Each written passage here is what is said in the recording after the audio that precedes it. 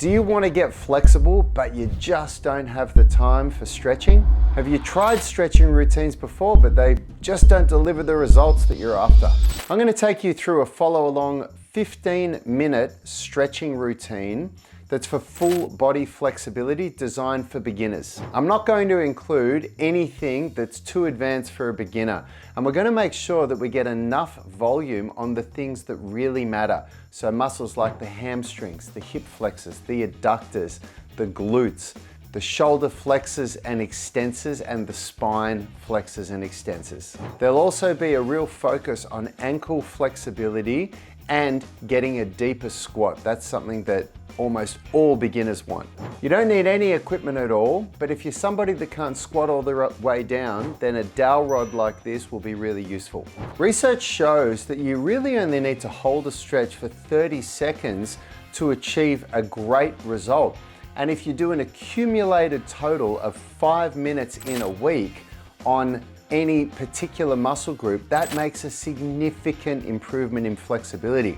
And we're going to take that research and put it into this routine.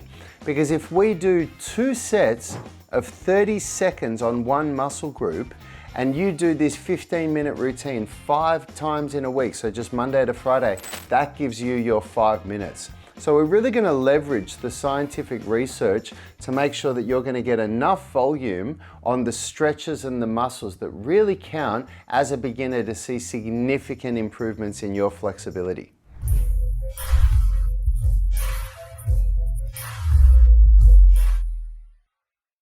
If you can't squat down like I'm squatting here, then just by using a dowel rod, which you can use a broomstick or whatever, and putting that under your heels like that is really going to make a difference for you. So if you're somebody that struggles to squat as deep as I am, then feel free to grab yourself a dowel rod and do that.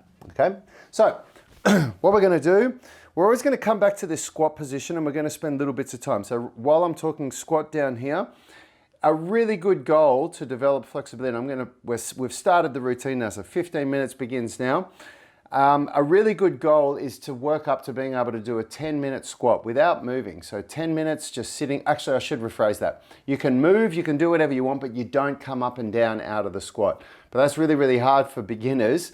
So what we're going to do is we're going to repeatedly do little 30-second sprints in a squat. So there's our first 30 seconds. Now we're going to jump up and do our first hamstring stretch. So all we're going to do, I'm going to watch out I don't come out of the frame. You're going to stand up and keep your back in an extended position like this. So what I mean is don't go into flexion like that. You want to keep it extended. And you're going to try to push your knees back. If that's too hard for you, you can do one at a time. But let's push the legs back. Do the best you can. Now, if you're up here, if you can't go as low as me, that's totally fine. But we're going to hold this for 30 seconds. So by pushing the knees back, we're going to feel that stretch in the hamstrings. I'm going to hold this for 30 seconds. So this is our first 30-second hamstring stretch. Okay, now if anybody that's more flexible, of course, go as low as you can, as low as you want, but I'm trying to keep myself in the frame, and I'm making sure that I'm doing this like a beginner version as well. Okay, now we're going to come back into this squat position. Okay, what we're going to do now is, what I want you to do is push this knee right out, and what we're doing here, we're actually increasing dorsiflexion in our ankle by pushing that knee out. Okay, you always come back to the squat, push the knee all the way out and back. Okay, and you might watch this video and you think to yourself, how is this a beginner routine? I'm not as flexible as you are, I can't do this stuff. The reason why this is a beginner routine, sure, maybe you can't go as low as I can in these stretches, but it's the amount of volume I do, it's the amount of time that I put into these movements that makes this a beginner routine. Okay, so we're going to come back into another hamstring stretch.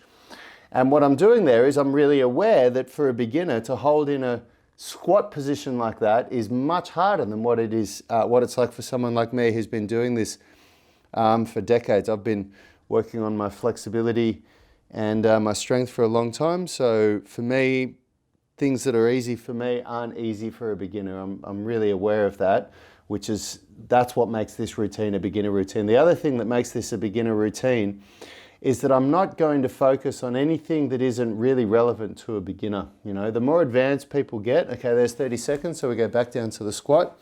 The more advanced people get, and just do this again for the ankles, the more you can start working on, well, usually more advanced people have more time to train. And when you have more time to train, you can do more. You can get more done in your day. But usually beginners don't have as much time to train. And so you've got to make sure that the time that you are training is really relevant to what's going to give you the big bang for your buck right now. And as a beginner, we're going to just focus on these big bang for your buck things. Being able to do a good squat like this is one of the first things that you should be focusing on in flexibility. It unlocks the door for so many other things. Okay, now we're going to come through to our first hip flexor stretch. So this is the antagonist to the hamstrings that we just did. So what you want to do is really tuck those hips forward. Okay, keep this foot in front of the knee, so you don't want to be like that. Hips forward, and then we're just going to lean into it like this. Okay, only come as far forward as you can to be able to maintain this position. So rib cage down, hips forward. It's called a posterior pelvic tilt, and we're hopefully feeling this stretch here. Okay, and we're going to hold this for 30 seconds. So this 30 seconds, where do I get this from? There's a lot of research that points to this, but you can listen to the Andrew Huberman podcast, where he dissects a lot of the research, and he talks about where it's come from. As a personal trainer, I've been in the industry for almost 20 years now. It's something that I've heard many times before, but the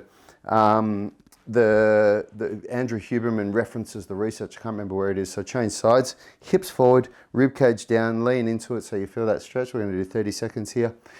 And there's several research studies where they do control groups where they don't do any stretching, and then they do different lengths of stretching time. And I found that stretching for longer than 30 seconds in one set didn't deliver that much more of a result than stretching for 30 seconds.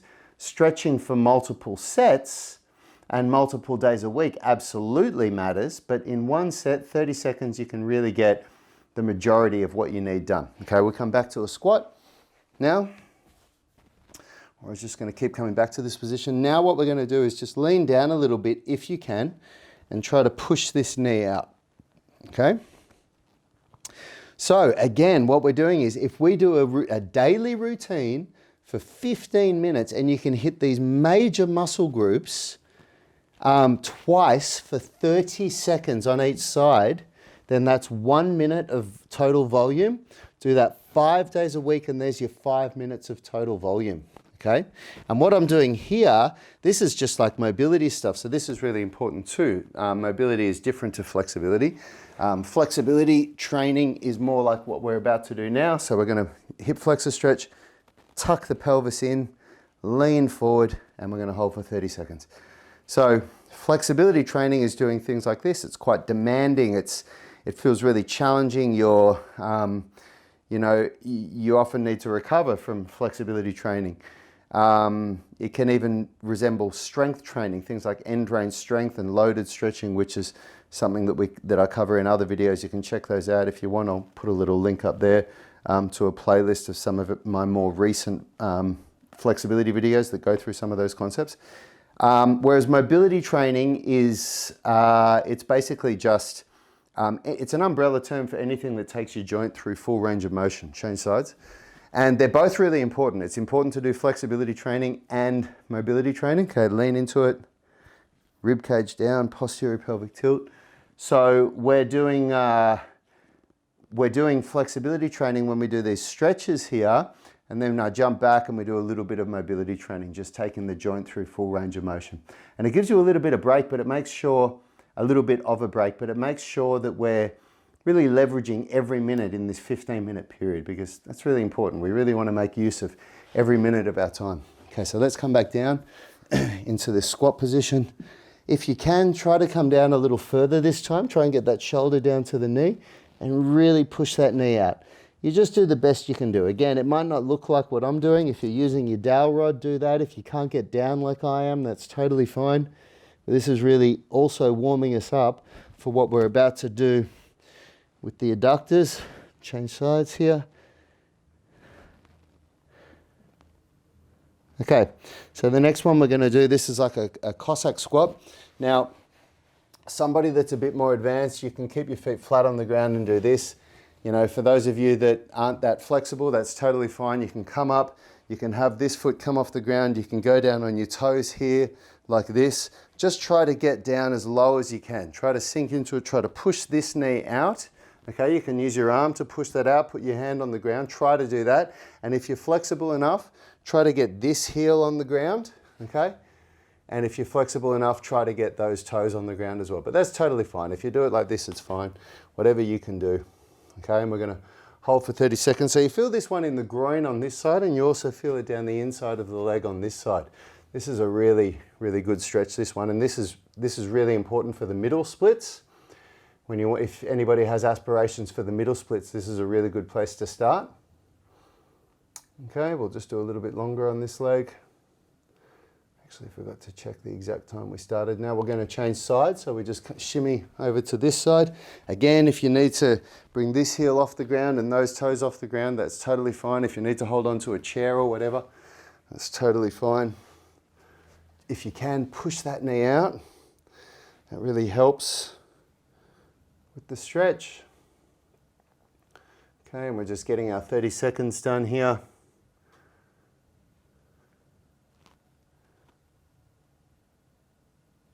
A little bit longer, 10 more seconds. So we're doing really well, team. We're already 9 minutes into this routine.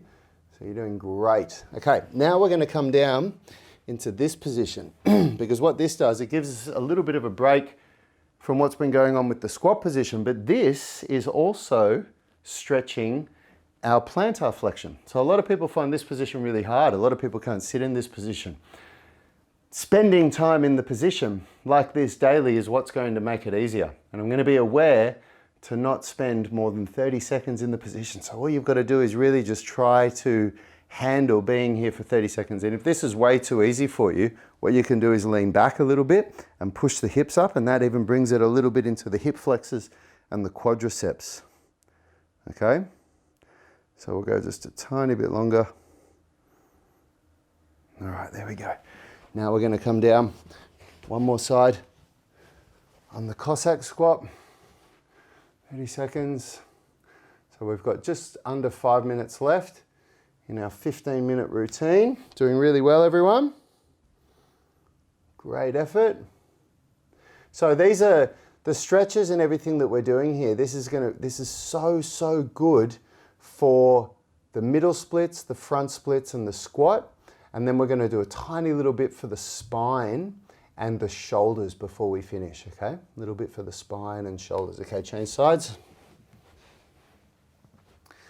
But, you know, we've really used the amount of volume that we need, that if you do this daily, you will see improvement towards your front splits, middle splits, your pike, you know, so being able to reach forward and touch your toes, pancake, and then also a little bit of spine flexion and extension and a little bit of shoulder flexion and extension. So we'll get to that in just a sec.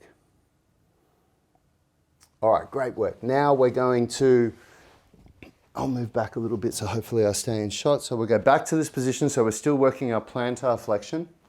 And what we're going to do is just bring your arms up through flexion. So if you bring them up this way, it doesn't work as well. But if you go straight up like this in front of you, you're really going to get into the lats a little bit here, and we're going to use end range strength. So I want you to keep your elbows straight, pull your arms back as hard as you can, and I'm not arching my back. I'm keeping the rib cage down and I'm pulling those arms back as hard as I can. Okay, just for 10 seconds like that, that's good. Okay, and then what you can do now, from here, we're just going to try to lean back as far as you can. If you need to bend your legs, you can, okay? But the idea is to try and get your head back towards your feet. Okay, this gets into the calves as well. You're going to really feel this in your calves. And also some of you, it depends on how much flexibility you lack in your shoulders, but you may also get a good stretch here in your lats. Okay, so this is for the shoulders and the calves. And I forgot to look at the clock, but I'll just go for another 5 seconds or so. Good work, okay. Come back here, and now what we're going to do is just push the back up. So flexion in the spine, and then extension, flexion, And extension.